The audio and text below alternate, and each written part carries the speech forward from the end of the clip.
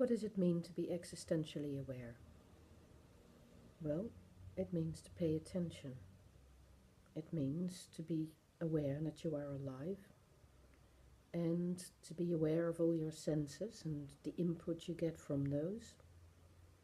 To be aware of yourself, of your internal thoughts, of your intuitions, of your expectations, of your memories, all the different aspects of consciousness that come into you on a minute-to-minute basis, moment-to-moment basis. But also to be aware of your interactions with other people and the way in which that affects you and the way in which you are affecting other people in turn. It means to think about time, to think about how past events have affected the way you think about things, how past events make you expect certain things for the future, and how it makes you make certain choices rather than others. And it's also about being fully present in the moment, going back to the sensory experience, going back to your inner processing, your reflectiveness about what is actually happening now. So there'll be lots of different levels of processing all at the same time, and the better you get at it, the more you'll be doing that, weaving past, present, future, ideas about eternity or validity about things, weaving, input through the eyes, the ears, the mouth, the nose, the different aspects of your way of connecting to the world, your different aspects of doing this thing we call being alive. We all do this, and the question is, how good do you get at doing it reflectively, deliberately, in an aware way? And when you start becoming self-aware in that way, it's quite undermining at first, because self-awareness goes very much with your imagination about what other people imagine about you and think about you and how they judge you and what they might think about, seeing you doing that. So I think there's got to be a point where you just opt to be like that, and you don't think that is evidence of mental illness, and you don't think it is reason for other people to bully you or to discard you or to think badly of you, nor do you think of it as something unscientific. In fact, the opposite is true.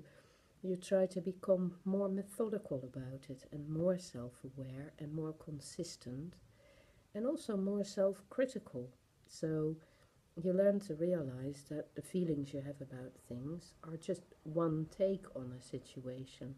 They are coming from your particular stance, from your particular perceptiveness, from your particular expectations, from your particular past experiences, and they tell you something about what matters to you, what is important to you, what you want and what you don't want.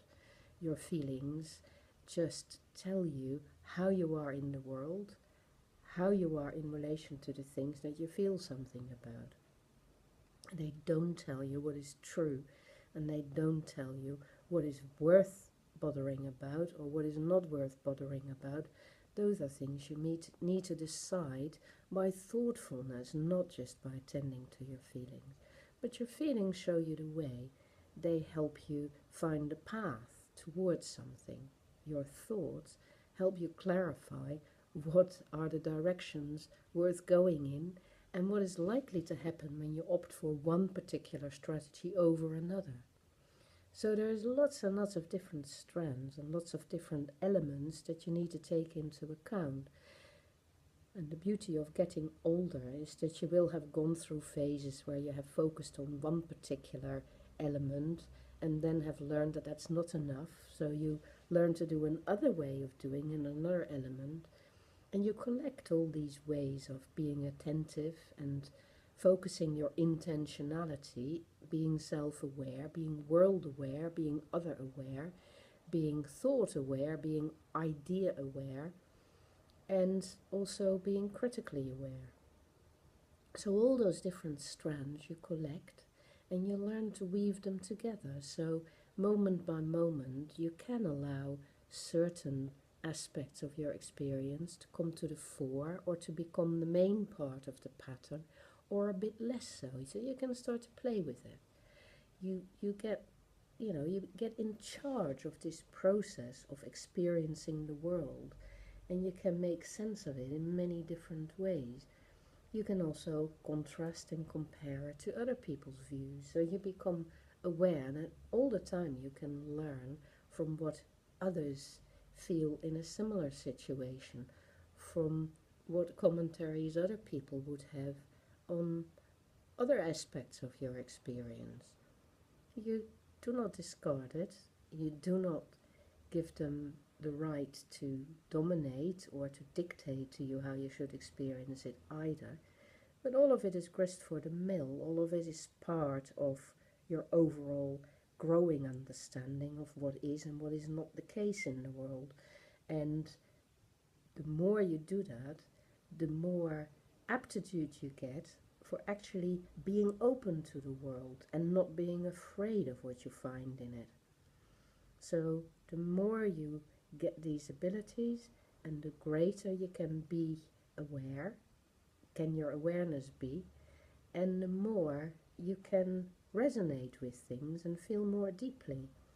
And the more deeply you feel, and the better you can think about those feelings, the greater your understanding and the stronger your perspective about what is actually going on, and what it tells you about reality, and what it tells you about humanity, what it tells you about truth or the absence of it, what it tells you about human existence, what it tells you about worldly existence, what it tells you about the universe, if you like, what it tells you about what is or is not likely to be the case about human existence.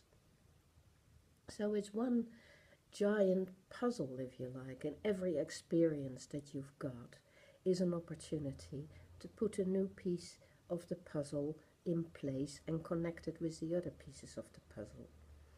So everyday existence, including all of its challenges and including all its unpleasantness, is actually an opportunity to gather more pieces to that puzzle and to puzzle it out or weave it together so as to make the pattern more clear, more obvious, more standing out, and therefore allowing you more freedom. And that's what happens. The greater your existential awareness at all those different levels, the greater your capacity to integrate all these things, and the greater your freedom to take or leave things, to make choices, to know what is important, to attach or detach yourself from different individuals, different groups, different ideas, different arguments, and the greater is your freedom to actually experience the source of consciousness, the source of existence flowing through you. The sensation of being alive, the sensation of having this amazing consciousness to make sense of things, and therefore a greater connection to all that is. With that, of course, inevitably comes a greater and greater sense of your own diminishing importance in all of that great framework of living and of existing, and a greater awareness because of that also of your own pretense or your own hubris or your own false thoughts about how important you are. And as you get better at recognizing that about yourself, you start recognizing that about other people as well. You can appreciate it more when people put in effort, when they're willing to suffer it through, and when they're willing to understand or face things head on. And you're also more able to recognize when people aren't doing that, and when they're either faking it or being self-indulgent or just taking it easy or avoiding truth or avoiding reality.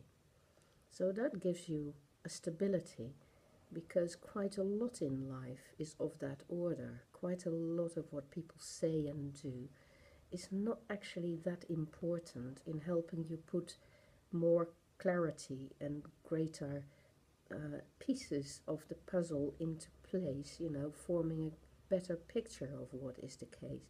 A lot of it is redundant and a lot of it is rubbish. So that makes it easier to put the rubbish into the background and allow the good stuff and the great things and the real moral fortitude in people and the real human experiences, the real depth of experience, to be what you root yourself into and what you draw from. So that is what I mean by existential consciousness. That is what I mean by becoming more existentially aware and more willing to accept your existential freedom and your ability to use your mind, to use your body, to use your spirit, i.e. your aliveness, to really be here and to make something worthwhile of it.